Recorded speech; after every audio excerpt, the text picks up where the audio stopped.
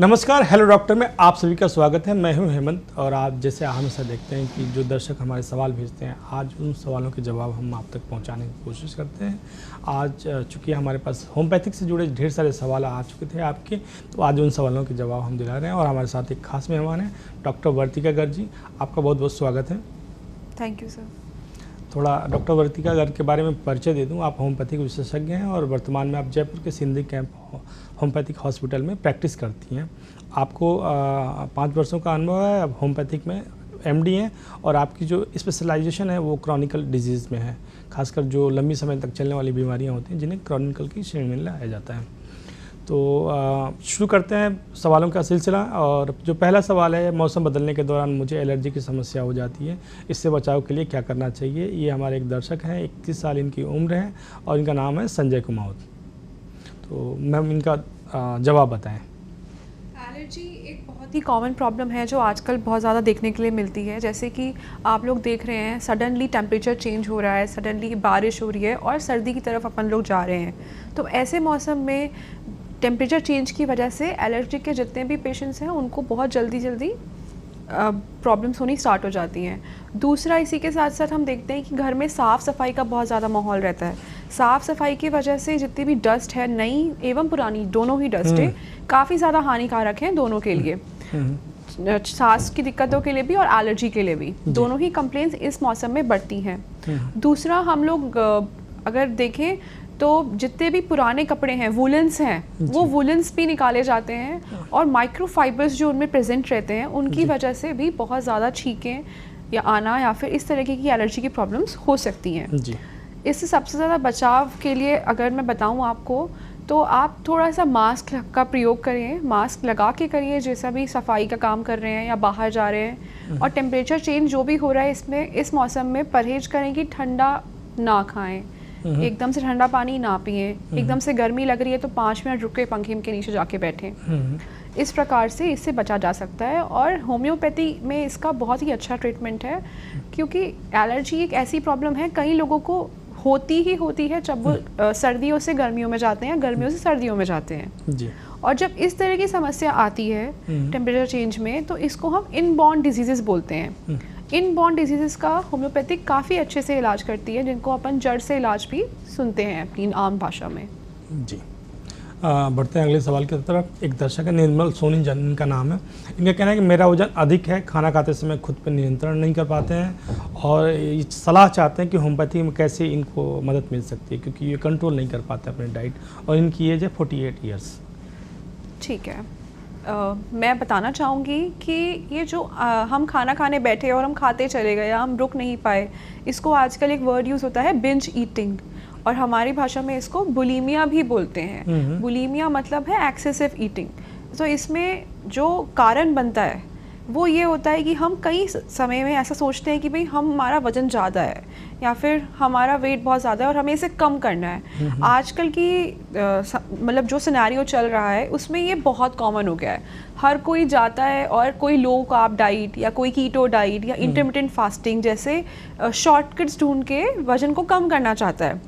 तो इसमें क्या होता है, आप लो कार्ब डाइट लेते हैं, कई बार आप सोचते हैं कि आप अच्छे दिखने में अच्छे नहीं लग रहे हैं वज़न के वजह से। जब भी इस तरह की कोई प्रॉब्लम होगी उस टाइम पे ही आपको ऐसा लगेगा कि मैं बहुत टाइम तक खाना नहीं खाया और जब हम खाना खाने बैठे तब अपन ने काफ़ी ज़्यादा खा लिया जी। और इस चीज़ से बचने का भी तरीका है और इस चीज़ को कंट्रोल करने का भी तरीका है।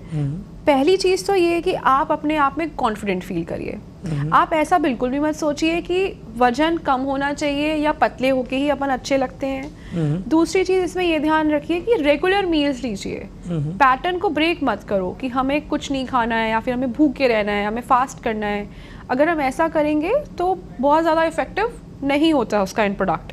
कंसिस्टेंसी होनी चाहिए आपके में। आप बैलेंस डाइट को फॉलो करिए। एक डाइटिशियन का इसमें बहुत मेजर रोल है। आप डाइटिशियन के पास जाके उनसे अपनी बॉडी के अकॉर्डिंग डाइट्स बनवा सकते हैं और वर्कआउट प्लान्स बनवा सकते हैं और आप उनको फॉलो करिए। फिजिकल एक्टिविटी बहुत ज़्यादा नीडेड है। खाली हम खाना कम कर दें और हम पतले हो जाएं, ये हम नहीं कह सकते। होम्योपैथिक डॉक्टर भी इसमें अच्छी मदद आपकी कर सकते हैं। बिल्कुल। बढ़ते हैं अगले सवाल की तरफ। एक दर्शक है, इनकी एज 81 ईयर्स है और इनका कहना है कि पिछले 2 साल से मेरे दोनों कोहनियों में सफ़ेद और रंगहीन धब्बे बन गए हैं। इसमें खुजली नहीं होती है, लेकिन इसे कैसे सही कर सकते हैं? जहाँ तक मेरा मानना है, मुझे लगता है ये विटिलिगो हो सकता है, और अगर पिछले 2 ही महीने में बने हैं तो भी हम यही आपको सलाह देंगे कि आप एक होम्योपैथिक विशेषज्ञ के पास जाएं, उनसे डिटेल में पूरी पूछताछ होगी, उसके बाद ही हम किसी भी कंक्लूजन पे आएंगे, क्योंकि होम्योपैथी मोस्टली कॉज पे वर्क करने वाली मेडिसिन है, कॉज पे काम करने वाली है। लेकिन इसमें 2 महीने नहीं 2 साल बताया कि 2 साल से इन्हें समस्या है। अच्छा, 2 साल से समस्या है। इसमें बहुत सारे कारण होते हैं विटिलिगो की हिस्ट्री में। कई बार फैमिली हिस्ट्री भी काफ़ी ज़्यादा देखी गई है कि भाई पुराने में हमारे किसी को था, अब हमें भी है। तो ये भी देखा गया है कि कई बार और भी बीमारियों के साथ ये जुड़ के आ जाता है पेशेंट के अंदर। बट इससे बचने का और इसको सही करने का एक यही उपाय है कि आप डॉक्टर के पास जाएं, अपनी डिटेल में सारी बातचीत बताएं और उसके बाद ही दवाई खाएं। ठीक है, कई दवाइयाँ आती हैं, जैसे सल्फर है हमारे यहाँ पे, सोराइनम है, हाइड्रोकोटाइल है, और भी बहुत सारी तरीके की दवाइयाँ हैं, बट बिना होम्योपैथी विशेषज्ञ के दवाइयाँ खुद से नहीं लें। दूसरा, इसमें सबसे ज़्यादा ध्यान देने वाली बात यह है, हेमंत जी, मैं आपके द्वारा बताना चाहूँगी ये चीज़ कि डॉक्टर्स कहीं सारी दवाइयाँ देते हैं जो लगाने की होती हैं ऐसी बीमारी में। वो लगाने वाली जो भी चीज़ें हैं उनको लगाने के बाद धूप में बैठना बहुत आवश्यक है। अगर वो फॉलो नहीं होगा तो भी इसमें कमी आ सकती है इलाज में। जी, बढ़ते हैं अगले सवाल की तरफ। प्रकाश कुमार हैं, इनकी उम्र 49 वर्ष है और इनका कहना है कि मेरे किडनी में स्टोन की समस्या है। इसका आकार करीब 8 mm का है। इसमें होम्योपैथिक इलाज कैसे इनकी मददगार हो सकता है और इन्हें किन बातों का ध्यान रखना चाहिए? बिल्कुल, 8 mm का साइज़ है और किडनी में स्टोन है, ये जानकारी थोड़ी अधूरी है, थोड़ा कहना मुश्किल है, लेकिन हाँ ये मैं कह सकती हूँ कि गुर्दे की किसी भी समस्या, स्टोन है, यदि सूजन भी है, तो वो होम्योपैथिक मेडिसिन से काफ़ी ही आसानी से सही की जा सकती है। और इसमें भी आप थोड़ा खान पीन में आपको फ़र्क लाना पड़ेगा। जितनी भी हरे पत्तेदार सब्जियां हैं वो आप कम करिए। जितनी भी ऐसी चीज़ें हैं जो बीज वाली होती हैं, जैसे आपने देखा होगा शिमला मिर्च, भिंडी, इन सब का हम कम सेवन करेंगे। पालक खाने में अवॉइड करेंगे, पानी की मात्रा बढ़ाएंगे और होम्योपैथिक के सही विशेषज्ञ से बातचीत करके बहुत ही आसानी से इससे आप सही हो सकते हैं। बिल्कुल। अच्छा डॉक्टर वर्तिका, जैसे लोग कहते हैं कि जब किडनी में या कहीं भी पथरी बनती है तो बीज वाले जो सब्जियां हैं वो नहीं खानी चाहिए, ऐसा क्यों? ऐसा इसलिए बोला जाता है क्योंकि उसमें ऑक्जेलेट पाया जाता है। कई लोग ये भी बोलते हैं कि टमाटर के बीज निकाल के टमाटर खा लीजिए, बट सही मायने में टमाटर खाना ही नहीं चाहिए क्योंकि उसके अंदर ऑक्जेलेट कंटेंट होता है। और कई बार हम देखते हैं कि जो मैक्सिमम नंबर ऑफ स्टोन्स पाए जाते हैं किडनी में वो ऑक्जेलेट स्टोन्स होते हैं, जो कि काफ़ी ज़्यादा पेनफुल भी होते हैं। तो एक बार अगर हम वो खाने बंद करें तो हो सकता है कि उससे हमारी जो बार बार स्टोन बनने की जो टेंडेंसी है वो कम हो जाएगी। बिल्कुल। बढ़ते हैं अगले सवाल की तरफ। एक दर्शक है, इनका कहना है कि मुझे हर 2 दिन बाद एलर्जी की समस्या हो जाती है और त्वचा में सूजन हो जाती है। अब ऐसी समस्या उन्हें क्यों होती है, ये ज़रा बताइए और कैसे बचें? वो महिला दर्शक हैं। बिल्कुल, ठीक है। मैं इसमें ये कहना चाहूँगी कि ये समस्या कब से हो रही है इस पर भी बहुत फ़र्क पड़ता है, पर जहाँ तक मुझे लगता है ये क्रोनिक अर्टिकेरिया की समस्या है। क्रोनिक अर्टिकेरिया में हमारे यहाँ होम्योपैथी का बहुत ही अच्छा रिजल्ट है, बहुत अच्छी मेडिसिन भी हैं, और ये भी कहीं ना कहीं जितना मेरा अनुभव है उसमें मैंने देखा है कि कोई ना कोई बात ज़रूर होती है जिसकी वजह से ये प्रॉब्लम स्टार्ट होती है, और वो बात को पकड़ना ही बहुत ज़रूरी है। उसके लिए एक विशेषज्ञ की ज़रूरत है। आजकल बहुत आसानी से दवाइयाँ मिल भी जाती हैं, पर अमूमन देखा गया कि उन दवाइयों के आदी हो जाते हैं लोग और उन दवाइयों पे निर्भर भी हो जाते हैं। अगर वो दवाई लेते रहते हैं तो वो सही रहते हैं, और कई बार वो दवाइयाँ लेने बंद करने से दोबारा ही वो समस्या शुरू हो जाती है। तो इस तरह की जो भी दवाइयाँ आ रही हैं एलर्जिक की, एलर्जिक टेंडेंसी को रोकने की या फिर रैशेस को दबा देने की, उनसे अपन बचेंगे और हम किसी विशेषज्ञ से मिलकर उस जो भी कारण है जिस वजह से ये प्रॉब्लम उनमें आ रही है उसका हम बिल्कुल इलाज करेंगे। बढ़ते हैं अगले सवाल की तरफ। जो हमारे एक दूसरा सवाल है उसमें था, मेरी उम्र 25 वर्ष है, पिछले 20-25 दिनों से होंठ फटने की समस्या हो रही है, उसमें खून आ रहा है, कोई घरेलू उपाय इन्होंने अपना लिया है लेकिन इन्हें समस्या में आराम नहीं मिल रहा है। इन्होंने होम्योपैथिक में अपना इलाज जानना चाहा है। इनका नाम है विजय खंडेलवाल। विवेक जी, इसमें होम्योपैथी का काफ़ी अच्छा इलाज है। और सबसे पहला इसमें आप खान पान में थोड़ी बढ़ोतरी करिए। जितनी भी खट्टे पदार्थ हैं, जितने भी फ्रूट्स हैं हमारी डाइट में, जैसे ऑरेंज हो गया, लेमन हो गया, इन सबको डाइट में आपको पहले बढ़ाना पड़ेगा। क्योंकि जहाँ तक देखा गया है, डेफिशिएंसी ऑफ विटामिन सी की वजह से ये बहुत कॉमनली पाई जाती है प्रॉब्लम। तो खान पान कुछ वीक होने से ये प्रॉब्लम हो सकती है। दूसरा, आप ये ध्यान दें इसमें कि बहुत ज़्यादा घरेलू उपचार करके और आप परेशान नहीं होइए, सिर्फ अपनी डाइट अपनी अच्छी कर लीजिए, उससे ये चीज़ सही हो सकती है। कोशिश करिए हल्का सा मॉइस्चराइज आप अपने होठों को करके रखें रात में सोने से पहले और सुबह उठते समय। इसमें एक चीज़ और कर सकते हैं आप कि अपनी नाभि के अंदर हल्का तेल लगा के सोएं रात में, उससे भी इसमें काफ़ी अच्छा इफेक्ट आता है। दूसरा, वाटर क्वांटिटी, वाटर इनटेक आपको बढ़ाना होगा। जहाँ तक है, वाटर इनटेक के कम होने से बॉडी में जो भी स्किन होती है सुपरफिशियल, उसमें क्रैक्स आने की टेंडेंसी बहुत ज़्यादा बढ़ जाती है। तो आप वाटर इनटेक बढ़ाइए और दवाइयाँ लीजिए, और दवाइयों से पहले आप जितने भी फ्रूट्स हैं वो डाइट में इंक्लूड करिए। बिल्कुल। बढ़ते हैं अगले सवाल की तरफ। अंकित शर्मा है जयपुर से। इनका कहना है कि मेरी उम्र 40 वर्ष है, पिछले 5 वर्षों से पेट की चर्बी बढ़ती जा रही है, पूरे शरीर में केवल पेट पर ही चर्बी है, इसको कम करने के लिए क्या करना चाहिए, इसमें क्या क्या नुकसान भी हो सकते हैं, क्या सावधानियां रखनी चाहिए, और साथ में होम्योपैथिक इसमें कैसे मदद कर सकता है, इसी भी बताइए। देखिए, चर्बी बढ़ रही है तो सबसे पहले इसमें इन्वेस्टिगेशंस का बहुत बड़ा रोल है। सबसे पहले जाके आप लिपिड प्रोफाइल अपना कराइए, उसमें हम देखना चाहेंगे कि कोलेस्ट्रॉल की मात्रा बढ़ रही है या किसकी मात्रा बढ़ रही है, और अपना लिवर फंक्शन टेस्ट भी हम कराने की इसमें एडवाइस देते हैं। और अपना ब्लड प्रेशर भी आप नियमित रूप से रोज़ाना चेक करिए, कहीं वो तो नहीं बढ़ रहा, क्योंकि कई बार देखा गया है कि मोटापे के साथ साथ कई और चीज़ें भी हो सकती हैं। दूसरा, इसमें अभी हमारी पहले भी बात हुई थी कि हम डाइट बहुत मैनेज करेंगे। इसमें डाइटिशियन का इसमें काफ़ी मेन रोल है। खाने में हम कुछ भी छोड़ेंगे नहीं, पर लेकिन सब कुछ एक नियमित मात्रा में लेंगे। बैलेंस करना होगा। बैलेंस डाइट जैसे हम बोलते हैं, बैलेंस डाइट आप लेंगे। बैलेंस डाइट के साथ साथ फिजिकल वर्कआउट बहुत ज़्यादा नीडेड है। रोज़ाना 5 किलोमीटर आप चलिए, वॉक करिए, वॉक में भी ब्रिस्क वॉक करिए। उसके बाद डाइट अच्छे से लीजिए। सुबह उठ के 2 ग्लास गर्म पानी और रात में सोने से 2 ग्लास गर्म पानी। कई पेशेंट्स में मैंने ये चीज़ नोटिस करी है कि इससे काफ़ी इफ़ेक्ट पड़ता है। आप ये सब चीज़ें करिए, और फल आधे घंटे पहले खाइए, और सलाद भी आधे घंटे पहले खाइए खाने से। उससे भी आपको काफ़ी बेटर होगा। जो आपकी डाइट है वो काफ़ी ज़्यादा इम्प्रूव हो जाएगी बाय टाइम। बिल्कुल। अच्छा, खाने से आधे घंटे पहले फल या फिर सलाद लेने की क्यों कहा जाता है? ये इसलिए कहा जाता है क्योंकि जितने भी सैलेड्स हैं और जितने भी आपके फ्रूट्स हैं, इनमें फाइबर कंटेंट काफ़ी ज़्यादा होता है। फाइबर कंटेंट के होने से जो भी हम पहले ले लेते हैं, तो एक्सेसिव जो हम वाटर का इंटेक लेते हैं खाना खाते दौरान, वो कम हो जाता है, और हमारी जो भूख है वो भी बैलेंस हो जाती है, और जो हमारी पेट के अंदर एसिडिक एक एटमॉस्फेयर होता है वो भी ठीक हो जाता है। तो इसके आधे घंटे पहले लेने से आपको एक सटाइटी फील होती है। उसके बाद जब आप भी खाना खाने बैठेंगे, आप भूख से ज़्यादा नहीं खाएंगे, आप भूख जितना ही खाएंगे उससे कम खाएंगे।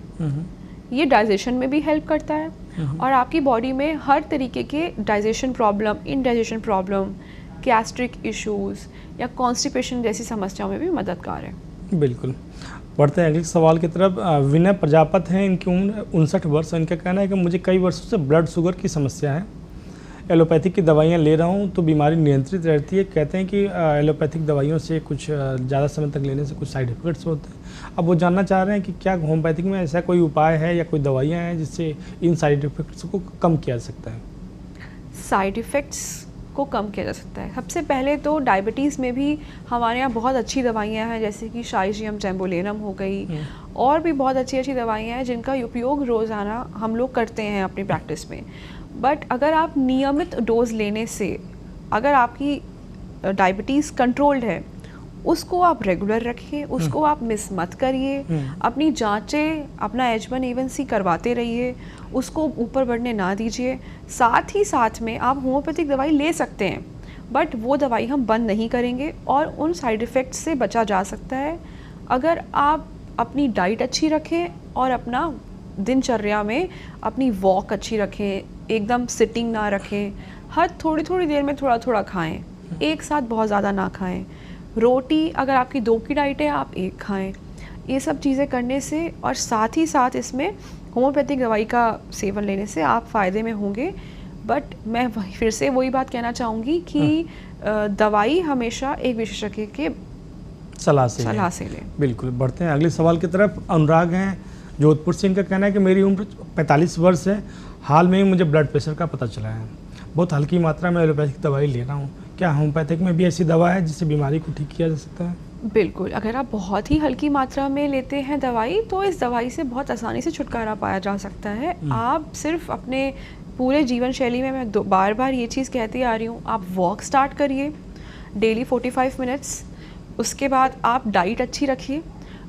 इन दोनों चीज़ों को करने से ही आपका जो ब्लड प्रेशर है वो नॉर्मल आना शुरू हो जाएगा।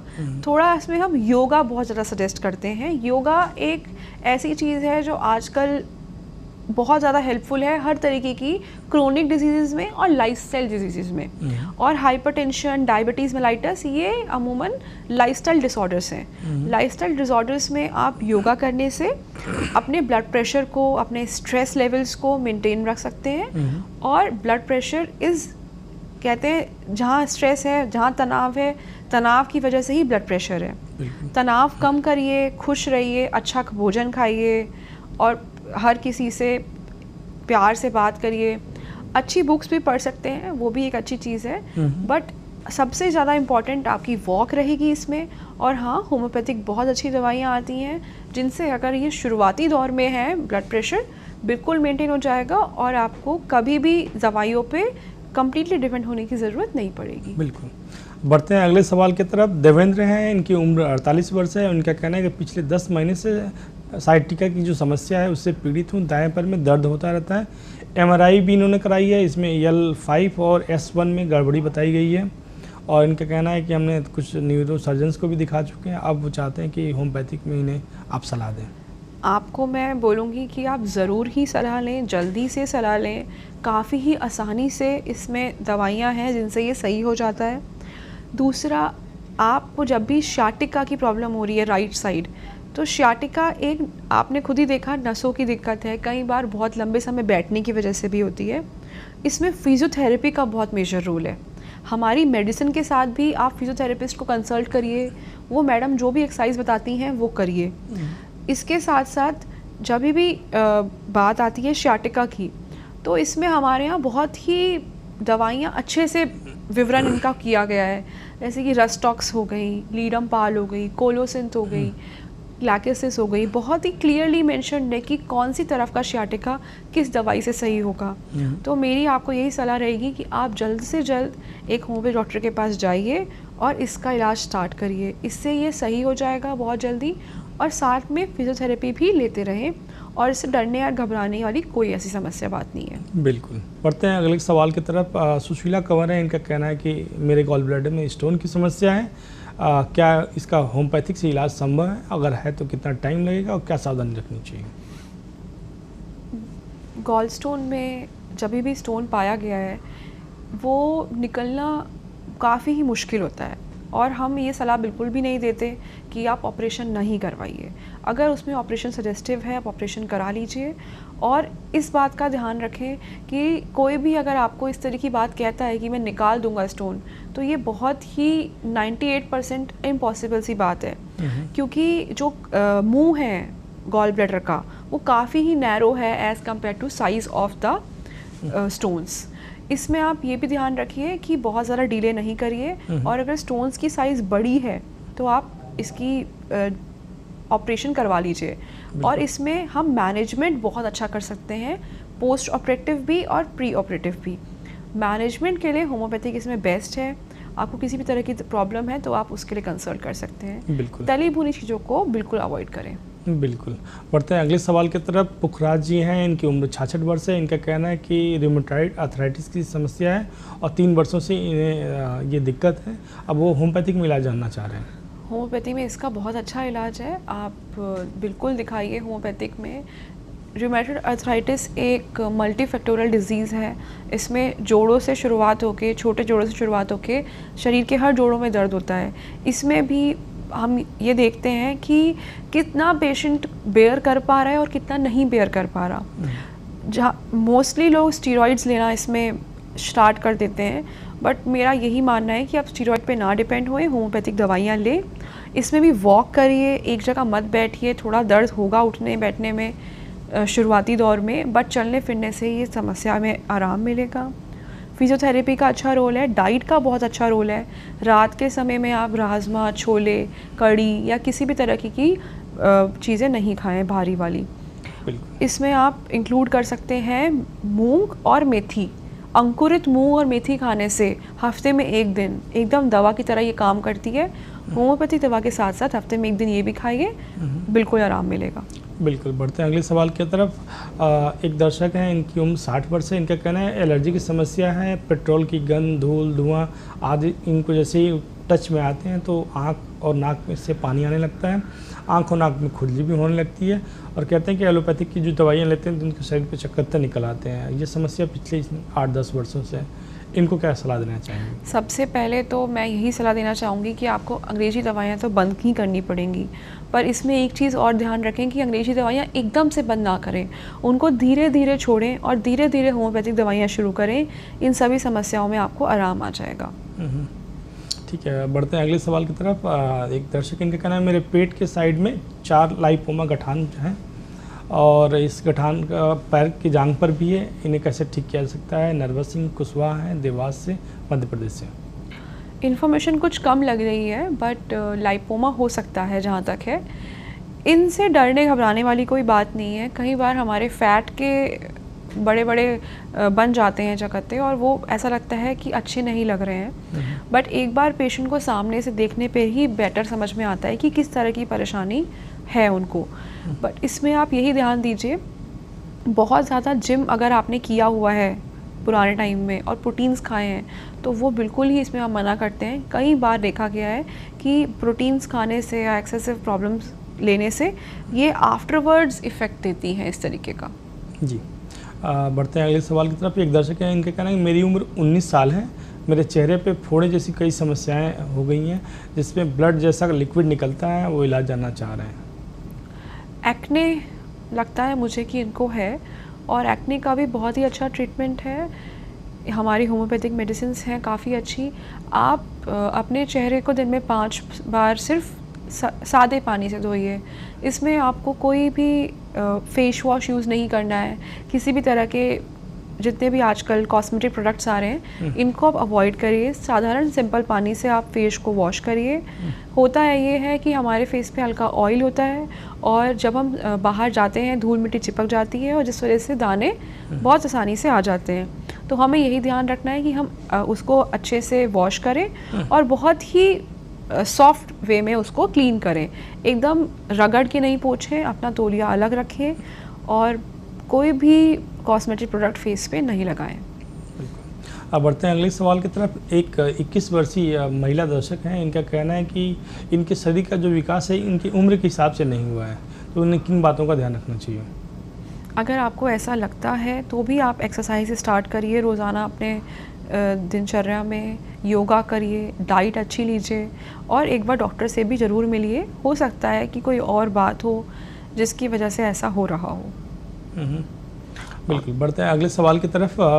एक दर्शक हैं 81 वर्षीय हैं, ये भोपाल से हैं। इनका कहना है कि मैं लंबे समय से मधुमेह और लंग कैंसर से पीड़ित हूँ। दोनों बीमारियाँ नियंत्रण में हैं, लेकिन पिछले 6 सालों से रात में कुछ मुंह सूखने जैसी समस्या हो जाती है। इससे काफ़ी वो परेशान रहते हैं और कह रहते हैं इसके बाद से उठ के रात में 1-2 घूंट पानी पीना पड़ता है, जिससे नींद भी पूरी नहीं हो पाती और डिस्टर्ब रहते हैं। तो अब चाह रहे हैं कि होम्योपैथिक में क्या सलाह आप दे सकते हैं?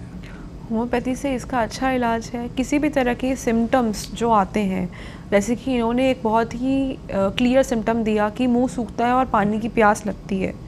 इसमें इनसे हम ये पूछेंगे कि पानी की प्यास पानी पीने से बुझती है या नहीं। जहाँ तक मुझे लगता है कि नहीं बुझती, इसीलिए वो प्यास बार बार उन्हें लगती है और जिस वजह से वो सो भी नहीं पाते। हम बात करेंगे इसमें कि इसमें आप बहुत इजीली ठीक हो सकते हैं। आप एक बार दिखाइए, कुछ जांचें इसमें अवश्य करवाएंगे हम, और उसके बाद इसका इलाज नियमित रूप से किया जा सकता है होम्योपैथी से। बिल्कुल। अच्छा डॉक्टर वर्तिका, अभी जो मौसम है जिसमें काफ़ी जो चेंजेस हो रहे हैं, हर घर में बच्चों की काफ़ी समस्या देखने में, सर्दी खांसी जुकाम, तो इसमें क्या सावधानी रखनी चाहिए ताकि बच्चे बार बार बीमार ना हों? सबसे पहले तो उन्हें एकदम से ठंडा पानी पीने ना दिया जाए। बाहर की बनी चीज़ें, आइसक्रीम हो गई, कोल्ड ड्रिंक हो गई, या फिर कोई सोडा वगैरह हो गया, जूस भी हो गया, ये सब नहीं दीजिए आप। दूसरा, घर की बनी चीज़ें खिलाइए, घर की बनी सब्जियां खिलाइए, घर के बने सूप खिलाइए। सीजनल वेजिटेबल और सीजनल फ्रूट्स पे इसमें काफ़ी गौर फरमाने वाली बात है, ये करिए। और इसके सिवा बच्चों को हमेशा रात के समय में हल्का कुछ गर्म पिला के सुलाइए, गर्म पानी या गर्म दूध आधा कप। इससे भी उनकी जो इम्यूनिटी है वो इम्प्रूव होगी, और इम्यूनिटी को इम्प्रूव करने के लिए आप होम्योपैथिक ट्रीटमेंट भी ले सकते हैं। अगर उस बच्चे को हर सर्दियों में ये दिक्कत होती है तो इसका बहुत ही अच्छा इलाज है। बिल्कुल। और अगर दूसरे बड़े लोग हैं, उन्हें किन बात का ध्यान रखना चाहिए? बड़ों को भी ये सब चीज़ों का ध्यान रखना है। हम बाहर जा रहे हैं तो हम फेस को कवर करके जाएं। अब हो सकता है हल्की हल्की ठंड आनी शुरू हो जाएगी, सुबह सुबह में सब निकलते हैं घरों से अपने, तो हल्का सा कुछ ओढ़ के जाएं, या फिर कोई पतली सी स्वेटर पहन लें। एकदम से गर्म माहौल से ठंडे माहौल में हम तुरंत नहीं जाएंगे। बिल्कुल। तो हेलो डॉक्टर, मैं आज डॉक्टर वर्तिका गर्ग जी आई, इन्होंने होम्योपैथिक से जुड़े इतने सारे महत्वपूर्ण सवालों के जवाब दिए। हमें उम्मीद है कि दर्शकों को भी उनके सवालों के जवाब मिल गए होंगे। आज के लिए शो में सिर्फ इतना ही। कल फिर मिलेंगे किसी दूसरे एक्सपर्ट से, दूसरी बीमारी पर बात करेंगे। हमें दीजिए इजाज़त। नमस्कार।